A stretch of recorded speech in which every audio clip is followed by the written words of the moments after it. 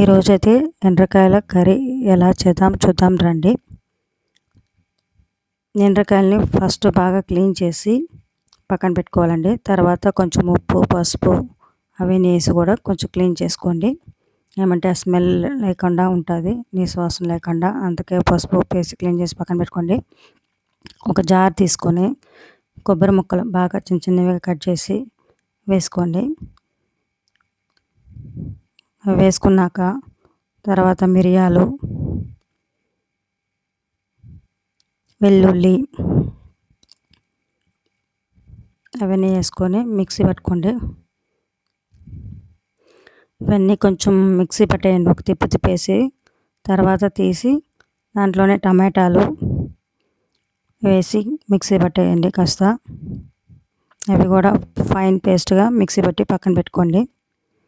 ఆ తర్వాత ఒక కడాయి తీసి స్టవ్ వెలిగించి ఆయిల్ కొంచెం వేసుకోండి.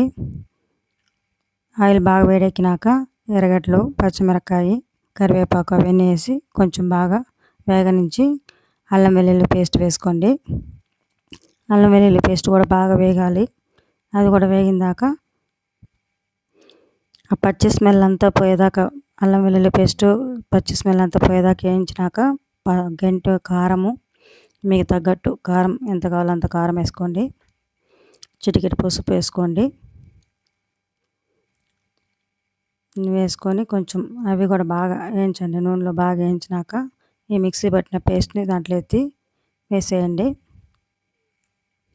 మిక్సీ జార్లో ఏమేమి వేసినా మనము పచ్చి కొబ్బరి, మిరియాలు, వెల్లుల్లి, తర్వాత టమాటాలు ఇవన్నీ బాగా మిక్సీకి వేసి బాగా గ్రైండ్ చేసిన తర్వాత ఈ మిశ్రమాన్ని దాన్ని వేసేసాము కారంలో, ఏగే కారంలో. తర్వాత తగినట్టు ఉప్పు వేసుకోండి.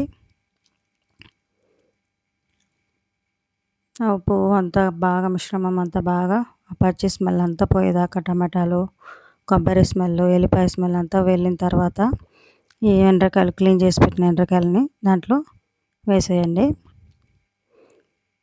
బాగా నీట్గా కడిగి పెట్టుకున్న ఎండ్రకాయలని దాంట్లో వేసేసి కొంచెం దాన్ని కూడా బాగా గంటితో కలిపెట్టి కొంచెం మగ్గనివ్వండి. దాంట్లో మిక్సీ జార్లో కొంచెం వాటర్ వేసి దాంట్లో పోసేసేయండి. పోసిన తర్వాత గంటి తీసుకొని బాగా కలిపెట్టి కాసేపు బాగా ఉడకనివ్వచ్చి మూత పెట్టండి. కాసేపు మూత పెట్టినాక మగ్గుతుంది కొంచెం. మూత పెట్టేసి కొంచెం ఉడకనిచ్చి తర్వాత మూత తీసి చూడండి. ఆ ఆయిల్ అంతా పైకి వచ్చేస్తుంది. బాగా ఆయిల్ నీట్గా క్లీన్గా బాగా వచ్చేస్తుంది. ఆ పచ్చివాసన అంతా పోయిన తర్వాత ఒకసారి టేస్ట్ చూసుకోండి, ఉప్పు కారం అన్నీ సరిపోయినాయో లేదో. తర్వాత కొత్తిమీర వేసి దించేయడమే. మరి ఎండ్రకాయల పులుసు తయారైపోయింది.